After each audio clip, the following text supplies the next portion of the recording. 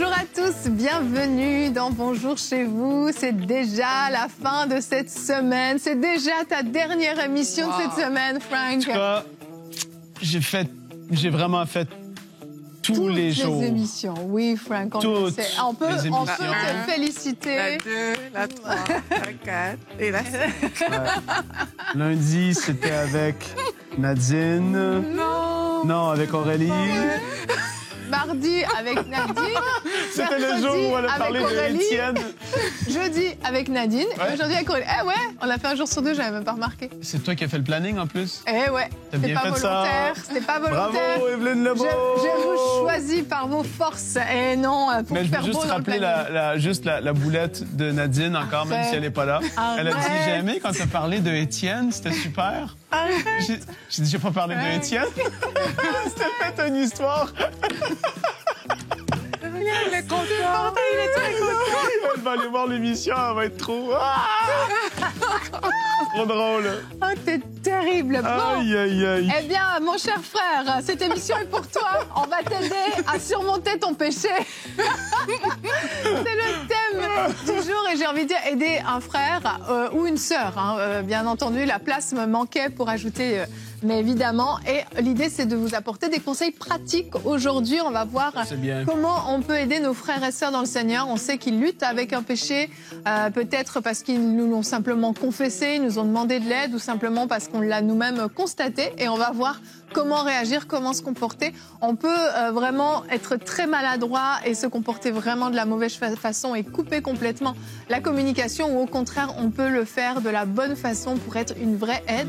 Et c'est ce qu'on va vous encourager à faire aujourd'hui. Donc Aurélie, tu as la responsabilité de démarrer cette dernière émission de la semaine avec la pensée du jour.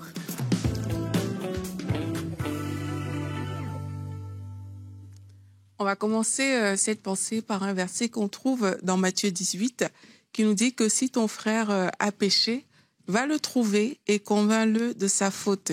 Mais que cela se passe en tête-à-tête. S'il t'écoute, tu auras gagné ton frère. J'aime bien ce verset-là parce que le but du verset est de gagner son frère. Le but du verset n'est pas d'exclure son frère. Le but du verset n'est même pas de moraliser son frère. Le but, vraiment, le cœur qu'on doit avoir lorsque quelqu'un a péché, c'est de gagner cette personne-là. Et trop souvent, on va voir que quelqu'un va venir nous dire peut-être quelque chose qu'on estime être un grand péché. On va commencer peut-être à exposer la personne, à l'humilier. La personne va sortir de là beaucoup plus mal à l'aise que lorsqu'elle est venue se confier. Et vraiment, ce n'est pas le but.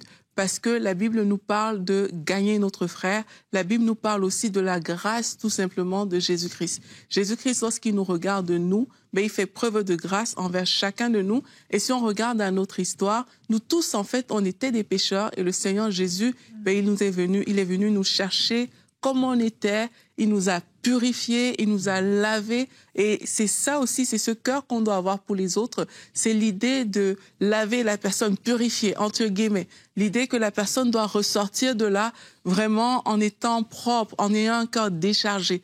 Et non l'idée que la personne va rester dans la condamnation, la culpabilité et se dire « oui, c'est trop grave ce que j'ai fait ». Oui, il y a des choses graves, il va falloir les adresser, mais il y a une façon de le faire. La Bible nous dit dans 1 Corinthiens 13 au verset 7 que l'amour excuse tout, elle croit tout, elle espère tout et du coup, parce que je parle de l'amour, l'amour excuse, il croit tout, il espère tout, il supporte tout. Et dès l'instant que quelqu'un a commis une faute et que la personne vient devant nous, vraiment on doit avoir l'amour en fait. On doit avoir l'amour qui excuse tout. L'amour qui croit que de cette personne-là peut sortir quelque chose de bon. Pas l'amour, le contraire de l'amour qui reproche et qui dit « Ah, tu es encore tombé là-dedans, c'est toujours comme ça que tu fais, etc. » Il faut vraiment que les gens à notre contact ressortent relevés, qu'ils ressortent de là vraiment remplis de quelque chose de nouveau avec la volonté de ne plus tomber là-dedans. Et lorsqu'on dit ça, ça ne veut pas dire que on va faire semblant que la chose était bien. Parce que quelquefois, quand on parle de grâce, il y a des personnes qui comme on a dit, l'amour excuse tout, on s'empêche de dire la vérité aux gens. Dans le verset qu'on a lu de Matthieu 18, la Bible nous dit « Va, parle à cette personne-là en tête à tête ». tu peux vraiment dire, c'est vrai, ce que tu as fait n'est pas bien, ce n'est pas conforme à la parole de Dieu, il ne fallait pas faire ça, mais maintenant prends de nouvelles décisions. Maintenant, avance dans la vie. Choisis de lâcher ce péché, de te déconnecter. Choisis en fait le bon chemin, choisis la place de Dieu et il y a de bonnes choses qui vont arriver dans la vie des personnes. Toutes les fois où on conseille les personnes plutôt dans la réprimande, des personnes ont tendance à fuir. Alors que quand on conseille quelqu'un dans l'amour, ben, ça donne une force et un courage à la personne de se relever et de devenir meilleure. Donc, je nous encourage à conseiller dans l'amour, dans la grâce, comme le Seigneur Jésus-Christ l'a fait avec nous-mêmes. Merci Aurélie. Je crois que comprendre la grâce est essentiel avant de vouloir aider quelqu'un à surmonter son péché, parce que si on n'a pas compris la grâce, ben on va être dans l'accusation, dans la culpabilité. Ouais. Et on n'apporte pas de solution, finalement, on écrase encore plus la personne qui, bien souvent, s'est déjà écrasée toute seule. Il ne faut pas oublier que c'est très rare que les gens soient contents et se plaisent dans leur péché. Là, c'est souvent qu'ils sont allés trop loin, qu'ils ont étouffé leur conscience. Souvent, dans ce genre de configuration, la personne en face de nous, elle est déjà écrasée. Elle se sent déjà humiliée, elle se sent déjà condamnée, culpabilisée et tout ce qui va avec. Et là, si on arrive et on vient juste rajouter une couche, en fait, qu'est-ce qu'elle va faire, cette personne-là? Elle va dire, la prochaine fois, vaut mieux que je cache en fait ce que je fais, vaut mieux que je n'en parle pas aux autres parce que ça m'apporte rien, je suis encore plus mal. Manifester de la compassion, c'est essentiel d'avoir ce cœur compatissant. Ok, on a une personne en face de nous qui n'arrive pas à surmonter son péché. C'est difficile et peut-être qu'elle n'a pas les clés, peut-être qu'elle n'a pas eu les bons enseignements, peut-être qu'elle n'a pas compris la grâce de Dieu, peut-être que, etc., etc. De se dire, mais comment est-ce que je peux faire pour gagner mon frère, gagner ma sœur? J'aime vraiment ce verset qui nous parle de gagner. Et on peut aller voir notre verset du jour. La Bible nous parle de quand on a péché, qu'est-ce qu'on peut faire? Et je crois que c'est un verset qu'on peut vraiment apporter à la personne qu'on veut aider. 1 Jean 2 au verset 1 et 2 nous dit « Mes chers enfants, je vous écris ceci afin que vous ne péchiez pas. » Le plan de Dieu, c'est qu'on ne pêche pas. Si toutefois, il arrivait à quelqu'un de commettre un péché, nous avons un défenseur auprès du Père. Jésus-Christ le juste. Un autre verset nous parle d'un avocat. Jésus-Christ le juste. Car il a apaisé la colère de Dieu contre nous en s'offrant pour nos péchés, et pas seulement pour les nôtres, mais aussi pour ceux du monde entier. Je crois que de donner ce verset à une personne et de lui dire, regarde ce que dit la Bible. Tu vois, il y a une solution en fait. Viens déposer ça auprès de Dieu. Viens demander le secours de Jésus-Christ qui lui-même, en fait, va plaider pour nous, pour qu'on puisse être pardonné. Viens, repens-toi sincèrement et tu vas être aidé, tu vas être fortifié. Je trouve que c'est déjà un bon début de démarche. Ouais, je crois que déjà, le passage d'Aurélie et celui-ci parlent. Parce qu'il y a beaucoup de personnes qui regardent cette émission et qui pensent soit dans leur propre vie, il y a quelque chose qui est là, il y a en effet un péché à être surmonté ou vaincu par rapport à une certaine chose qui peut être là depuis X nombre de temps. Et tu as d'autres personnes qui regardent et qui se disent « Je connais telle personne, je sais ce qu'elle, lui ou elle vit, mais j'ai pas vraiment envie d'aller en parler. J'ai envie de l'encourager, de vivre sa percée, de vivre son truc. » Mais là, on parle de quelque chose d'extrêmement, extrêmement important et qui a été écrit noir sur blanc clairement. Et celui qui va ramener quelqu'un qui s'était égaré, wow, la Bible a dit que c'est quelque chose d'extraordinaire, quelque chose d'énorme. C'est-à-dire qu'il y en a qui vont s'être même détournés.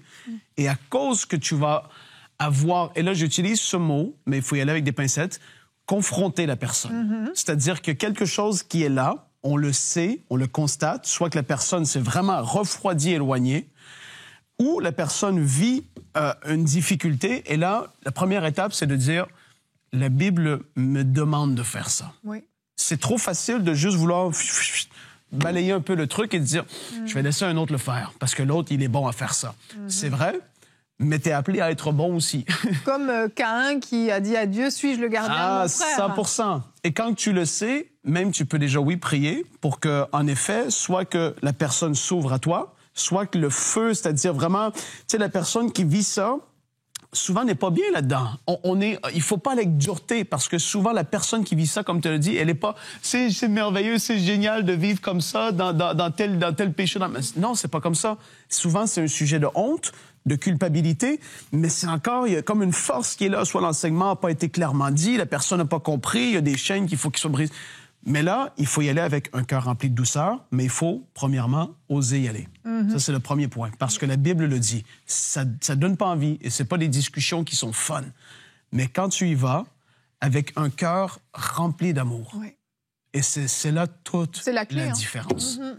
Tu n'as même pas besoin de citer la chose et de dire, la Bible dit que ce que tu fais est mal. Il ou elle le sait déjà, et c'est pas agréable. En fait, c'est... Tu sais, la chose, la personne... J'ai eu des discussions comme ça avec des personnes qui...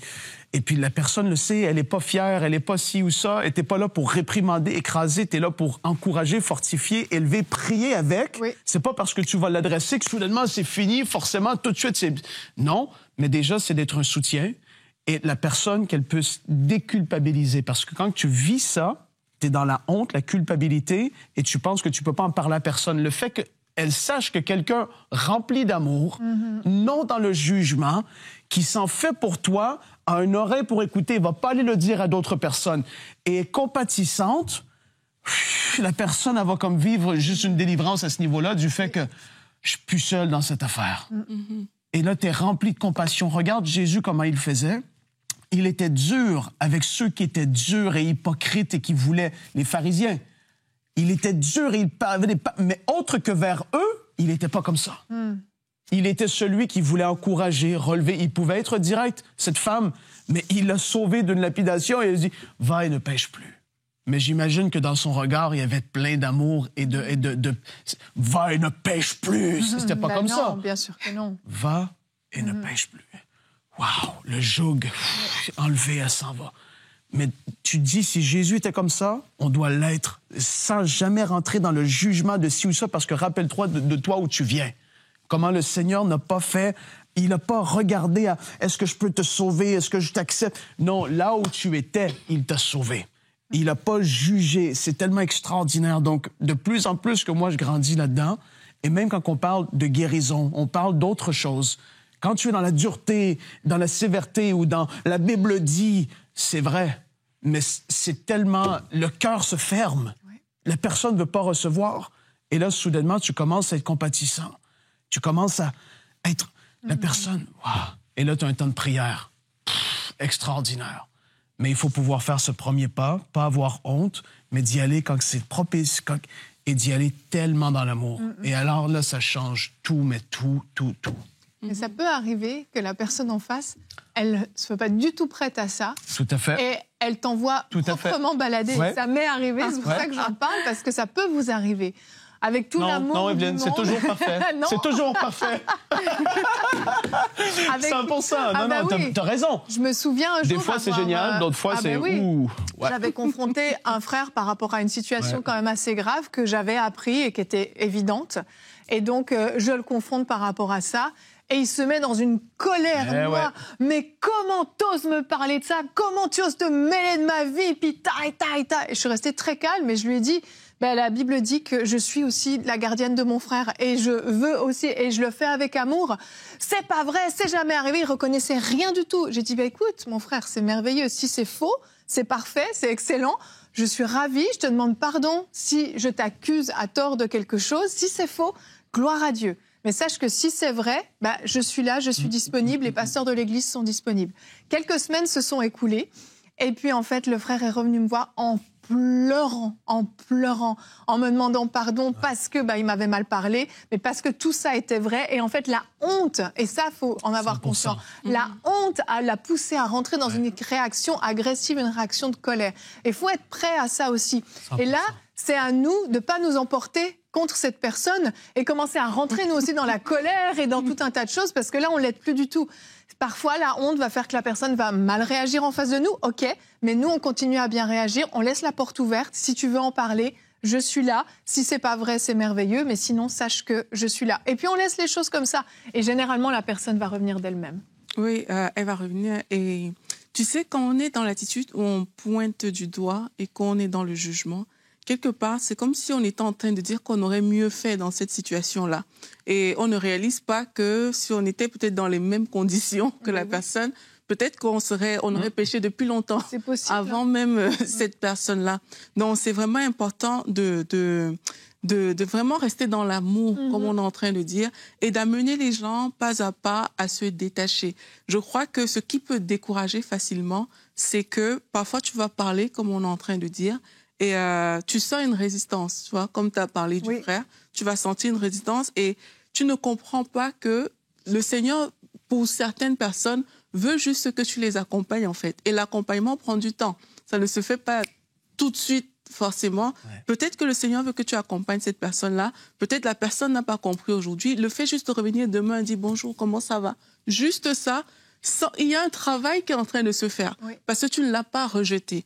Les personnes qui sont dans des situations de péché ont tendance à beaucoup se condamner, comme on a dit, et tout ce qu'on dit, elles peuvent interpréter ça elles-mêmes comme du rejet, alors que toi, tu n'es pas en train de rejeter cette personne-là. Et c'est vraiment important de faire le pas vers la personne. Tu la vois peut-être sur une longue période de temps, va encore la voir. Toi, approche-toi d'elle. Toi, vas-y. Parce qu'elle aura tendance à te fuir. Ben oui. Elle ne voudra pas te parler, mais il faut penser à le faire. Jusqu'au jour aussi, il faut aussi proposer aux gens de prier avec eux. Parce que c'est comme si tu l'accompagnes dans le combat. Tu vas reconnaître que ce n'est pas évident, ce n'est peut-être pas facile pour toi, mais on peut t'accompagner, on peut prier avec toi. Et la prière est disponible, en fait. Tu peux te repentir, comme on a dit, si tu le veux vraiment. S'il y a des gens qui ne veulent tout simplement pas. Mais quand quelqu'un le veut, tu lui proposes de se repentir. Et si la personne se repent, mais tu peux l'accompagner. Tu vois, la Bible dit que celui qui cache ses transgressions ne prospère pas. Mais celui qui avoue et délaisse va obtenir la miséricorde. Amen. Tu vois, donc nous, quand on a en face de nous des personnes qui veulent avouer, qui veulent délaisser, on doit être des agents pour qu'ils obtiennent cette miséricorde-là. Et c'est important d'accompagner. Pour certains, ça va vraiment prendre un petit processus d'accompagnement. T'es pas derrière lui tous les jours, t'es juste présent. La personne sait que, OK, je peux compter sur cette personne-là. La personne continue à me dire bonjour, la personne continue à me parler, elle continue à s'intéresser. Le lien. C'est ça à moi. Et un jour, comme le frère, le cœur de cette personne va s'ouvrir et tu seras une personne clé. Alors que si tu t'avais jugé, mais c'est sûr que le frère aurait définitivement fui. Exactement, c'est ça. La porte reste ouverte et puis il sait que justement, il ne se fera pas rejeter, il ne se fera pas juger. Et je pense que c'est important aussi d'encourager à la confession. Le but n'est pas qu'on nous dévoile tout, les détails de tout ce qui est fait dans le secret, absolument pas. Mais encourager la personne à mettre à la lumière son péché est important dans ces moments-là pour justement libérer, enlever la honte et donner l'opportunité au Saint-Esprit de faire cette œuvre. Et là, le but, c'est pas d'aller à la chasse au péché. Hein. Surtout après cette émission-là, c'est s'il pas vous plaît. Ouf, au secours. Non, c'est pas de rentrer là-dedans. Maintenant, tu peux avoir quelqu'un que tu côtoies, tu sens que la personne est down.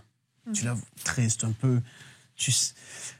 Et le fait de pouvoir dire, tu discernes, mais d'autres fois, le fait de dire, comment ça, j'ai l'impression que tu es un peu, y a-tu un défi, y a-tu quelque chose qui est là, sans dire, as-tu un péché caché dans ta vie? Est-ce que, y a-tu un défi, y a quelque chose que je sais pas, peut-être, il y a un truc. À un moment donné, la personne, quand tu es rendu même au point où est-ce que tu es mal à l'aise, ou tu es triste, ou ça devient lourd, c'est souvent que ça va sortir parce que la personne, elle est tellement sous soit une conviction de péché du Saint-Esprit ou sous une lourde condamnation, un ou l'autre, ça va même paraître dans le visage. Et là, juste, y a-tu un défi, y a-tu quelque chose? Veux-tu peut-être mettre à la lumière, veux-tu dire? C'est des simples mots qui vont pas, et puis ce qui est important, moi, c'est quelque chose que je trouve, en tout cas, le fait de le dire, on sent quand le cœur n'est pas dans le jugement, mais de pouvoir le dire. On parle du pratique, là. Oui, oui, bien sûr. Est-ce qu'il y a un défi, peut-être, que je ne sais pas en ce moment? Il n'y a aucun jugement. Je veux que tu saches, il n'y a aucun jugement. Je vais dire ça à personne. Tu peux avoir confiance. Si tu dis quoi que ce soit, ça reste entre nous. Déjà, ça fait un cadre de confiance et ça détend l'atmosphère. Et la personne, soudainement, elle peut se mettre à pleurer, elle peut dire oui, j'ai telle affaire. Peut-être qu'elle va dire non, mais ça va faire son chemin. Dans une semaine ou deux, comme on le dit, la personne revient parce que soudainement, la confiance est là. Mais il faut pouvoir être ces personnes. Et si on le dit, faites-le. Si on dit qu'on dit à personne, va jamais t'ouvrir la trappe, va pas commencer. Oublie, ça c'est terrible de faire ça. Tu brises la relation de confiance. 100%. Et c'est devant Dieu, c'est même pas correct. Si tu dis que tu diras pas, Tu diras pas, excepté, bon, on sait bien des crimes, des trucs, là, mais en majorité du temps, il n'y aura pas besoin forcément de ça. Donc, de faire ce qu'on dit et de mettre ce cadre de confiance, c'est important. Mais par contre, si c'est trop lourd, parce que ça, c'est important aussi. Il y a des fois des situations, on ne peut pas les gérer, c'est trop lourd. Encourager la personne à aller parler avec le pasteur, avec un des pasteurs de l'Église, avec quelqu'un qui est qualifié pour gérer ça. Ne vous mettez pas dans une situation compliquée ou bien, je ne sais pas... Tu n'as pas les réponses, tu essaies de les trouver. Vous êtes une sœur, le frère, il a des problèmes de pornographie et vous commencez à vouloir l'aider ou inversement. Faites attention à ça quand même. Vraiment, soyez sages. Des choses qui sont illégales, évidemment. Mais bien sûr, c'est ça. On ne parle pas de ces choses-là forcément. Non, ici. non, mais c'est important de savoir que il y a des fois, ça nous dépasse. Des fois, on n'arrive pas. On a essayé d'aider, on n'a pas 100%. réussi. Mais ne vous embourbez pas là-dedans. Dites, allez, viens, on peut aller même, si tu veux, je peux t'accompagner. On peut aller parler avec le pasteur. Prenons un rendez-vous. Je peux t'aider si tu veux, mais là, je sens que ça me dépasse. J'ai pas la compétence pour t'aider. C'est OK. Et à l'inverse... Je vais en parler aussi parce que des fois, on peut... Attention au fait de minimiser. Non, bah c'est pas si grave en fait. Quelqu'un vient vous raconter ce qu'il vit, ce qu'il partage. Ah, c'est seulement ça. Ah, bah t'inquiète pas, c'est pas grave. Non, mais tu sais, Dieu comprend. Puis la grâce de Dieu est disponible. Mais tu vois, on en fait de la grâce une excuse pour pécher. Attention à ça. Parce que là, vous avez l'opportunité, vous avez quelqu'un en face de vous qui a un cœur repentant, qui veut confesser, qui veut se repentir. Et là, vous venez minimiser ce qu'il fait et dire oh, que c'est rien du tout finalement. Ah, ben moi aussi, tu sais, je l'ai fait souvent, puis c'est pas grave. Hein. Attention à ça. Ah non, je prévois tous les cas de figure. Non, mais 100%. Parce que, attention, on a une responsabilité à ce moment-là. Parce que là, c'est pas qu'on gagne un frère, c'est qu'on perd un frère. Ah, ça, c'est sûr. Et c'est très, très dangereux. Et devant Dieu, on devra rendre des comptes par rapport à ça. Donc, attention à ça. On prend les choses au sérieux. On ne plaisante pas avec le péché. C'est pas un jeu. On est très sérieux par rapport à ces choses-là. Et il y a aussi des cas où il y a des choses qu'on doit exposer. Parce que parfois, c'est déjà arrivé dans certains milieux que le péché que tu fais affecte des gens. Donc, il y a eu un impact, une conséquence dans la vie d'autres personnes. Et c'est des choses qu'on ne peut pas juste garder. C'est comme la pomme pourrie. Tu vois, c'est des choses qu'on ne peut pas juste couvrir. Mais ça prend aussi une certaine sagesse pour gérer ça. C'est pour ça que j'aime bien quand tu as dit de faire intervenir parfois des personnes en responsabilité. Lorsqu'on a certaines situations devant nous, c'est qu'il y a des personnes qui peuvent gérer certaines manières. Je pense vraiment spécifiquement aux choses qui... Il y a des choses qui viennent ternir la foi des gens. Tu vois, je me rappelle dans la parole de Dieu, par exemple, quand Paul il dit que quand il a vu comment Pierre a agi dans le contexte avec les Galates, il a reprimandé à haute voix. Oui. Tu vois, il a parlé de ça parce que ça avait une influence sur les personnes qui étaient là. Ça a entraîné d'autres gens. Voilà, c'est ça. Et quand on est dans ce type d'action-là, qu'on voit clairement que ça entraîne des gens, ben, il y a des choses qu'il va falloir parler et exposer quelque part pour que ça ne devienne pas une occasion de chute pour d'autres personnes. Et ça aussi, il faut en avoir conscience. Tu vois, tout ne sera pas comme toujours caché et tout. Donc, 100%. Et là, on est dans l'émission, majoritairement, on parle des amis, quoi. Oui. Des personnes que t'es... Quand ça touche dans l'Église locale, je parle, là, et il y a quelque chose qui se répand, ou quelqu'un qui va amener un truc bizarre, ou qui fait ci, ou qui devient une personne dangereuse au niveau de l'esprit, tout ça. Là, les pasteurs doivent intervenir, ils doivent être au courant, évidemment, et c'est dans ce cas de figure, comme tu dis, Aurélie, qu'il faut pas jouer avec ça. Et la parole, là aussi, elle est claire, et des fois, quand on voit comment Paul et les apôtres réglaient des choses dans l'Église, aujourd'hui, tu dis, ouf, c'est pas forcément simple quand même. Si tu l'as repris, il recommence. Et là, il doit être où et fou. Ouais, des fois, c'est faire réfléchir. Effectivement. Et puis, je vais quand même finir le verset que tu avais commencé. Tu avais lu Matthieu 18. Et là, pour le coup, c'est Jésus qui parle. Matthieu 18 à partir du verset 15. Donc, Aurélie l'a lu. Si ton frère a péché, va, reprends-le entre toi et lui seul. S'il t'écoute, tu as gagné ton frère. Jusqu'ici, c'est ce dont on parle. Maintenant, s'il ne t'écoute pas, prends avec toi 1 ou 2 personnes afin que toute l'affaire se règle sur la déclaration de 2 ou 3 témoins. Ben oui, il y a des fois des circonstances comme ça où il va falloir confronter à plusieurs parce que c'est quelque chose de grave qui est en train de se passer. On peut juste pas dire c'est pas grave finalement, la personne m'a pas écouté, je laisse tomber, puis la personne continue à nuire à d'autres. Faisons attention par rapport à ça. Et verset 17, s'il refuse de les écouter, dis-le à l'Église. Et s'il refuse aussi d'écouter l'Église, donc quand on dit l'Église, ça va être au pasteur. s'il refuse d'écouter l'Église, qu'il soit pour toi comme un païen et un publicain. Et là, c'est très dur, ces propos, mais c'est pas moi qui les ai inventés, c'est ce que la Bible dit. Quand quelqu'un a tellement endurci son cœur, est complètement fermé à toute repentance, malgré ton intervention, l'intervention d'autres frères et sœurs, l'intervention des pasteurs, malgré tous les conseils qu'on a pu vous donner, où on a manifesté la compassion, la grâce de Dieu, on a donné des versets, on a fait tout ce qu'on a encouragé à confesser, la personne refuse, la personne a endurci son cœur, la personne ne veut pas se repentir, eh bien là, ça devient un danger, parce que peut-être qu'elle a ouvert des portes dans un certain domaine de sa vie, mais vous ne savez pas ce qu'elle va pouvoir faire après. Quand ta conscience ne te reprend plus, il n'y a plus de limite. Et là, ça devient danger. Et donc, Jésus dit, dans ces cas-là, ne considère plus cette personne comme ton frère ou comme ta sœur, parce que clairement, il ne manifeste pas les fruits de quelqu'un qui est né nouveau. Et c'est là que tu vois, c'est une émission où pour aider les gens à sortir du péché, mais on ne joue pas avec le péché. Absolument Jésus pas. a tellement été... Et donc, on parle d'aider les gens, d'être gentil dans l'amour, tout ça. Il faut tout ça, aussi. mais il y a une fermeté par rapport au péché et on ne rit pas avec ça. Et il ne faut pas rire avec ça parce que c'est très sérieux et ça peut éloigner quelqu'un et des conséquences éternelles. Bien sûr. Et puis, Aurélie l'a dit, des fois, ça touche à d'autres personnes. Tout à fait. C'est que ça ne te concerne pas que toi. Il y a des choses, des fois, très graves qui peuvent avoir lieu et on va cacher, on va camoufler, on devient finalement complice de ces péchés-là. Et là, ça devient très grave. Donc, on termine sur une note un peu plus ferme, mais je pense que c'est important aussi.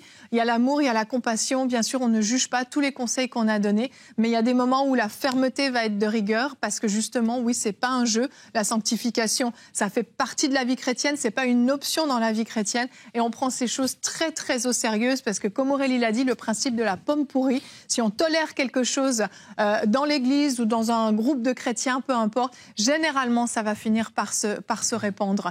Et là, on attriste le Saint-Esprit. Aurélie peut être ferme en terminant cette émission, peut-être. Tu aurais une parole de fermeté. Pourquoi tu dis ça? Non, attends, prions rapidement pour les personnes qui se sentent repris aujourd'hui par rapport à cette parole. Donc, si vous savez que vous avez un péché qui est là et que vous voulez vous en débarrasser aujourd'hui, vous pouvez juste vous repentir, en fait. Comme la Bible dit, celui qui cache ses transgressions ne prospère point, mais celui qui les avoue et les délaisse obtient miséricorde. Seigneur, tu vois tes enfants qui sont là, qui reconnaissent humblement devant toi qu'ils n'ont pas toujours bien agi et que oui, ça a peut-être impliqué d'autres personnes qui n'ont pas été parfaits. Seigneur, nous savons que par Jésus-Christ, tu nous as purifiés, tu nous as pardonnés. Et Seigneur, on croit que c'est ce travail de repentance que tu es en train de faire dans la vie de nos frères et de nos sœurs qui nous écoutent aujourd'hui. Et on te dit merci, Seigneur, pour les cœurs que tu libères alors qu'ils sont devant toi en train de déclarer leur faute. Merci, Seigneur, pour tous ces cœurs qui sont libres et que Satan ne tiendra plus à cause de ses péchés. Alléluia. Amen. Amen. Amen. On a terminé? Vraiment. C'était un petit marathon. Vraiment. Quand même, hein? Vraiment. Bravo. Frank, t'as fait 5 émissions. Semaine, hein? Toute Je fais ça toutes les semaines. Tu me voyais venir, bah, bien sûr. Ça fait 5 jours que tu nous dis la même chose. J'étais là le lundi, le mardi même, le mercredi, après le Thursday, et now Friday. Bravo. Tu veux faire samedi, dimanche? Aurélie, bravo pour ton intervention, Aurélie. Bravo, c'était super. Merci à vous d'avoir été avec nous toute cette semaine, d'avoir supporté Frank toute la semaine avec nous. Mais je sais repars que vous pour un mois, tellement. là. Ah non, interdit. Non, sans effet. Interdit. Et nous, on va se retrouver dès la semaine prochaine pour de nouvelles émissions. J'espère que vous avez été bénis, encouragés par cette belle semaine. Et la semaine prochaine, ça va être une belle semaine. Si je ne me trompe pas, on sera déjà la semaine de Pâques la semaine prochaine. Et on a un programme spécial. Donc, ne manquez pas. Allez, à lundi.